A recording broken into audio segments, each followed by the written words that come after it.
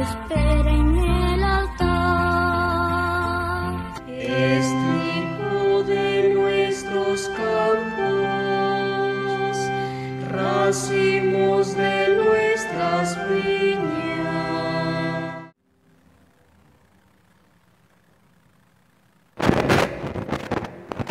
El Señor esté con ustedes. Lectura del Santo Evangelio según San Lucas.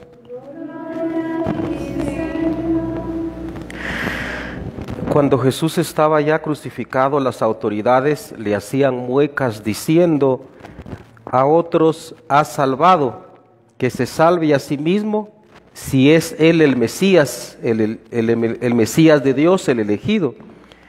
También los soldados se burlaban de Jesús y acercándose a él le ofrecían vinagre y le decían: si tú eres el rey de los judíos, sálvate a ti mismo. Había en efecto sobre la cruz un letrero en griego, latín y hebreo que decía: este es el rey de los judíos. Uno de los malhechores crucificados insultaba a Jesús diciéndole: si tú eres el Mesías, sálvate a ti mismo y a nosotros. Pero el otro le reclamaba, indignado: ¿ni siquiera temes tú a Dios estando en el mismo suplicio? Nosotros justamente recibimos el pago de lo que hemos hecho, pero éste ningún mal ha hecho. Y le decía a Jesús: Señor, cuando llegues a tu reino, acuérdate de mí. Jesús le respondió: yo te aseguro que hoy estarás conmigo en el paraíso. Palabra del Señor. Gloria a ti, Señor Jesús.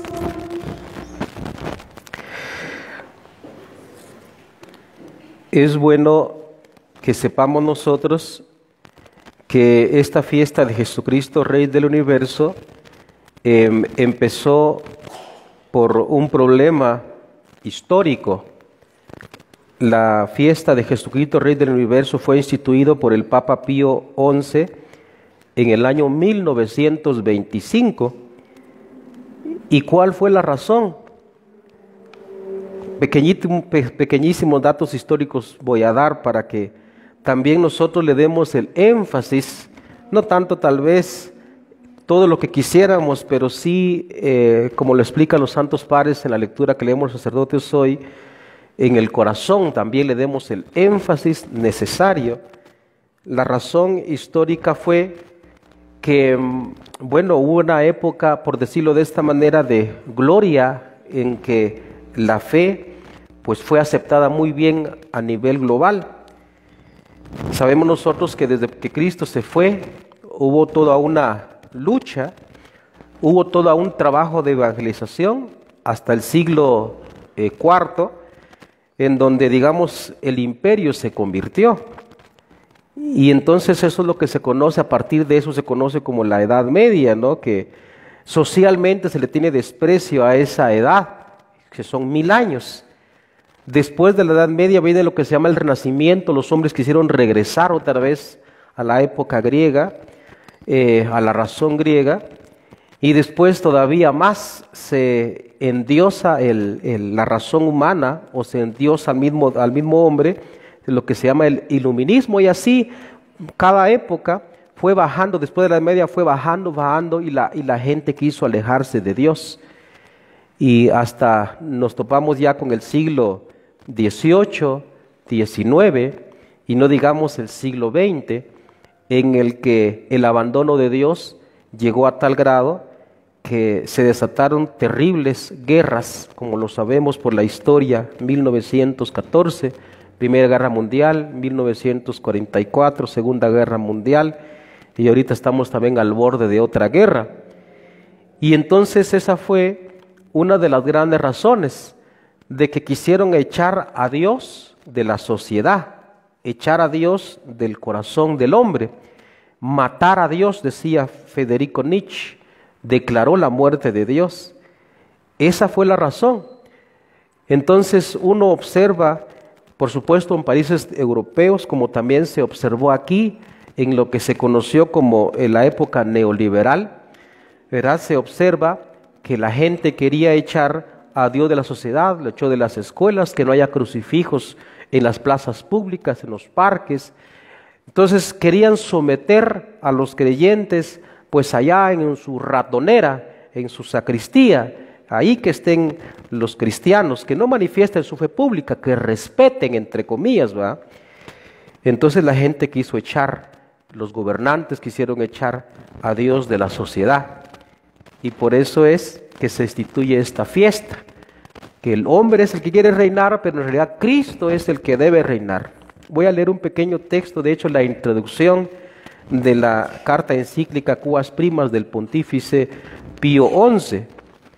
En la primera encíclica decía él que al comenzar nuestro pontificado enviamos a todos los obispos del orbe católico, analizábamos las causas supremas de las calamidades que veíamos abrumar y afligir al género humano.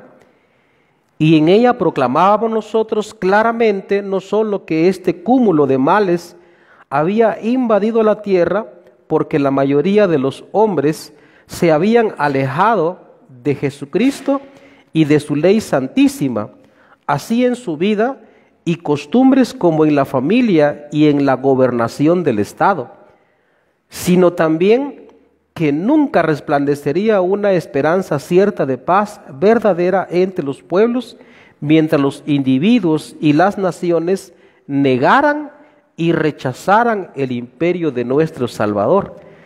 Esa es como la introducción que tiene. Es bueno que lo sepamos porque si no nos ensalzamos demasiado tal vez por fuera, pero por dentro de pronto también hemos echado a Cristo. Y también el comportamiento externo en la sociedad. Si nosotros, por ejemplo, tenemos como vergüenza de personarnos cuando subimos a una camioneta para empezar un viaje, cuando entramos en un comedor tal vez sencillo, o entramos en un restaurante elegante y nos da vergüenza hacer la señal de la cruz u orar frente a todos, entonces también nosotros hemos sucumbido a lo que el Papa llama en el número 23 el laicismo que se predica. Sucumbimos a eso y entonces no, Cristo debe reinar, que no tengamos nosotros vergüenza de proclamar nuestra fe pública. Esta fiesta siempre me trae a mí a la memoria, por lo cercano geográficamente del país vecino de México, siempre me trae a mí la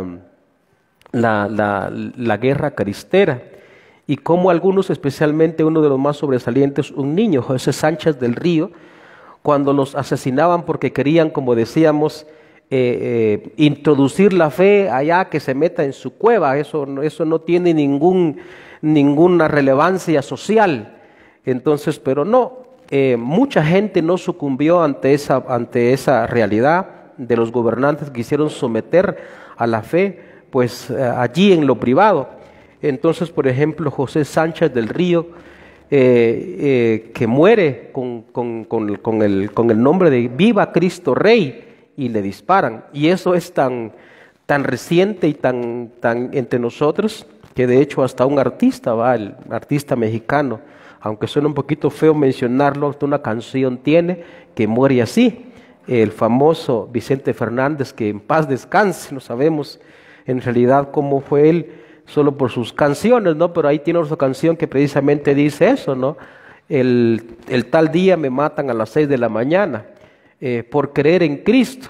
Y entonces ahí se escucha el disparo y hace todo el drama, ¿no? Viva Cristo Rey, y le disparan y muere. Por supuesto que los mártires cristeros dieron un testimonio de no se dejaron someter la fe al ámbito privado, sino que ellos publicaban. Pues es impresionante porque al mismo tiempo es injusto, porque a nivel global la gente grande que ha hecho tal vez algo por la sociedad humana, algo ha hecho, pues no sé, entonces muchas cosas, hay muchos grandes héroes. Por supuesto que aquí no estamos rebajando a Cristo, como dice un autor, don Olegario González de Cardenal, que cita a su vez un padre de la iglesia. No estamos rebajando a Cristo hasta quedar como cualquier personaje grande en la historia, pero sin embargo podemos mencionar de que grandes personajes en la historia pues cuando han hecho algo por la sociedad se le pone una estatua en una plaza pública, en un parque. Y entonces Cristo, que es el que ha dado la vida por la humanidad, se ha rebajado Él, como dice San Pablo, ha venido a salvarlo de la esclavitud de verdad que es el pecado. Entonces, ¿por qué no va a tener derecho a una estatua pública en un parque, en una plaza? ¿Por qué no tiene derecho a salir a las calles manifestado por los que le seguimos, si tenemos valor de hacerlo? Entonces, por eso digo que nosotros tenemos que tener valor también para manifestar públicamente nuestra fe sin vergüenza. Yo recuerdo históricamente, como les digo, me trae a la memoria esos sucesos del país vecino, lo que quiso hacer, por ejemplo, el presidente Plutarco Elías Calles, ¿verdad? Que ya no se tenía derecho, por ejemplo, que los eclesiásticos salieran con sus trajes de religiosos, pues por las calles, y entonces no. Entonces se resistió a eso.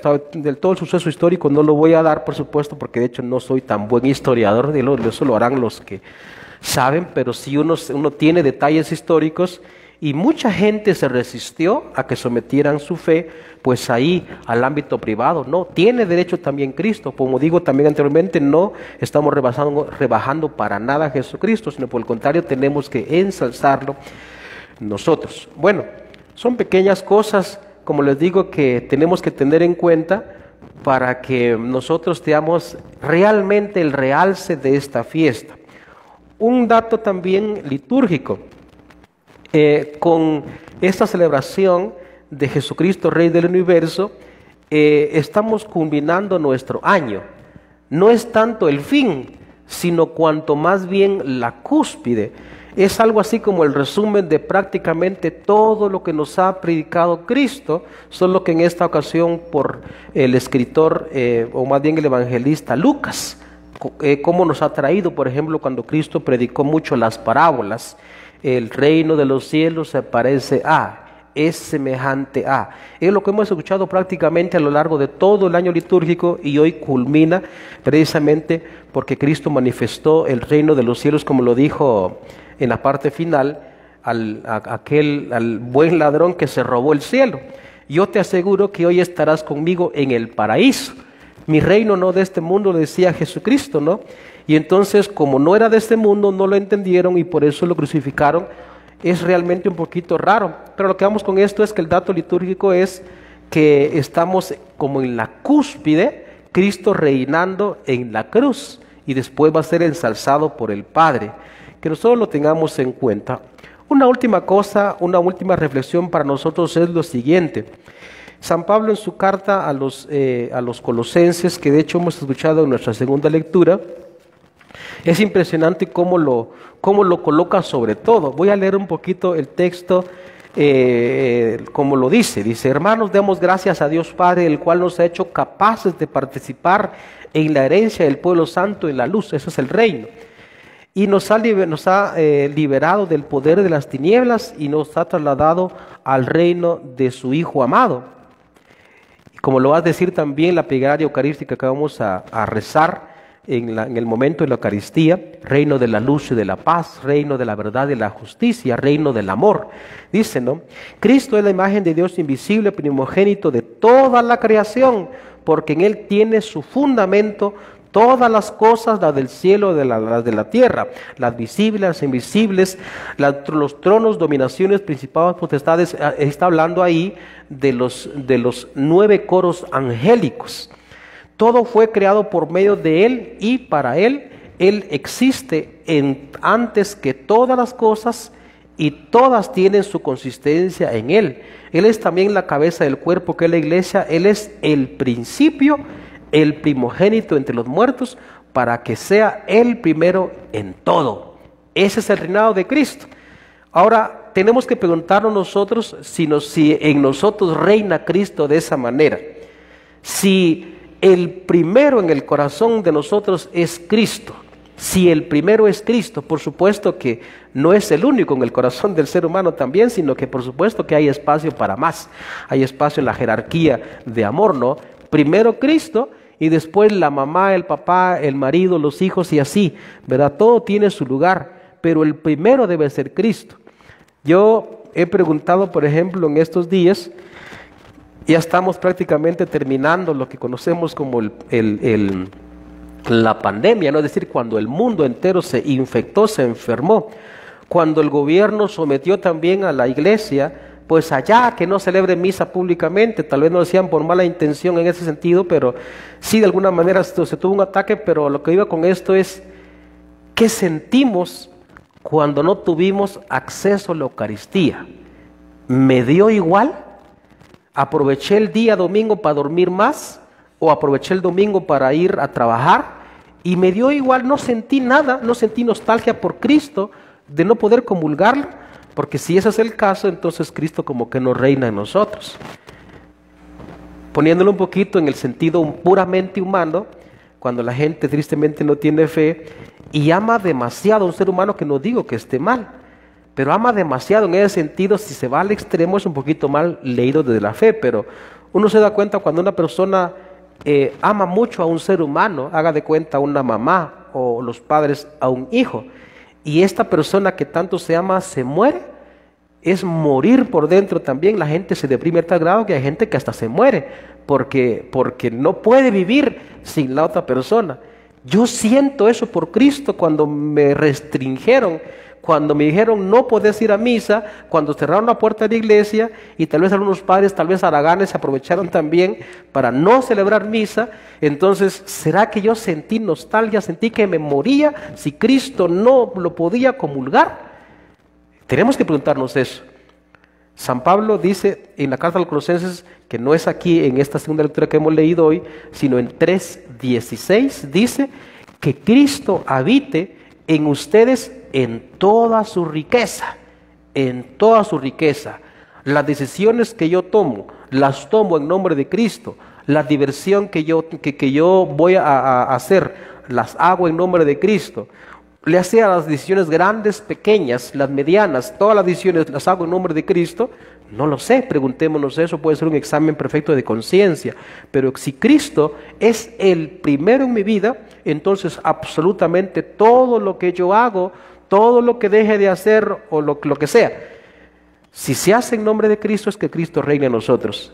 Si no se hace en nombre de Cristo, entonces Cristo es algo así, y como dice un sacerdote, Escolapio, si Cristo no ocupa el primer lugar en la verdad, en la realidad, no ocupa ni un lugar en el corazón. Es un pequeño adorno nada más, como un plato elegante en un restaurante, que solo está el adornito ahí, es un perejil que está ahí encima de la carne, y uno bota eso y entonces a lo que va.